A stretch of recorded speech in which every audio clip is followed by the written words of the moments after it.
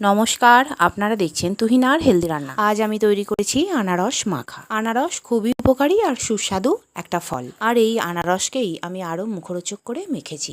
আমি বাজার থেকে একটা আনারস আনিয়েছি আর একেই আমি সুন্দর করে খোসা ছাড়িয়ে ছোট ছোট করে কেটে নিয়েছি। এবারে এই আনারস কাটাগুলোতে আমি আরও কিছু মশলা যোগ করে সুন্দর করে মেখে নেব, যাতে এইগুলো খেতে আরও লোভনীয় হয়। সবার প্রথমে এই আনারস কাটাগুলোকে আমি একটা জায়গায় নিয়ে নিলাম। এই আনারস স্বাদে একটু টকটক হয়, তাই এটা খাওয়ার সময় এতে চিনি দিতেই হবে। একটু চিনি না দিলে এটা খেতে ভালো লাগবে না। এখন আমার এইগুলো একটা জায়গায় সব রেখে দেওয়া হয়ে গেছে। এবার এতে আমি সবার প্রথমে মিশিয়ে দেব একটু গোলমরিচের গুঁড়ো, আর একটু গোলমরিচের গুঁড়ো দিয়ে দিলাম। এবারে দিয়ে দিলাম বিট লবণ, এরপর দিয়ে দেব কয়েক চামচ চিনি।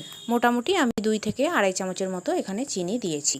চিনিটা দিয়ে দেবার পর আমি এতে দিয়ে দেব চাট মশলা। এই চাট মশলাটা দিলে এর টেস্ট কিন্তু একদম অন্যরকম হয়। মোটামুটি 1 চামচের মতো আমি এখানে চাট মশলা দিলাম। এবারে একটা চামচে করে সমস্ত মশলাগুলো আর চিনি, নুন আমি ভালো করে আনারসের সঙ্গে মাখিয়ে নেব। এই মাখানোটা বেশ ধীরে ধীরে করতে হবে, কারণ একটু সময় ধরে মাখালে চিনিগুলো আস্তে আস্তে গলে যাবে আর আনারসের সঙ্গে সুন্দর করে মিশে যাবে। এতে করে আনারসগুলো খুব মিষ্টি লাগবে। আর এইভাবে আনারসকে যদি মেখে সবাইকে খাওয়ানো যায় তাহলে কিন্তু বাচ্চা থেকে বড় সকলেই ভীষণই পছন্দ করবে। আর বন্ধুরা, এই আনারসের কিন্তু অনেক গুণ। এতে আছে প্রচুর পরিমাণে আয়রন, ভিটামিন সি, সোডিয়াম আর পটাশিয়াম। আর আনারসে আছে প্রচুর পরিমাণে ফ্লাভিনয়েড, যা আমাদের শরীরে অ্যান্টিঅক্সিডেন্টের কাজ করে। যাদের শরীরে ব্যথা বেদনা একটু বেশি, তা দূর করতে আনারস কিন্তু খুব কাজ দেয়। এই আনারস সর্দি কাশি আর ঠান্ডা লাগা থেকে আমাদের রক্ষা করে, আর কোষ্ঠকাঠিন্য থাকলে তা দূর করে আর আমাদের খিদে বাড়ায়। জন্ডিসের পেশেন্টদের পক্ষেও এই আনারস খুবই উপকারী। তাই বন্ধুরা, প্রত্যেক সিজনে এই আনারস খেতে কিন্তু একদম ভুলবেন না। এদিকে আমার আনারস মাখা হয়ে গেছে। এবারে আমি 4টে বাটিতে বেশ সুন্দর করে এইগুলোকে সাজিয়ে দেব।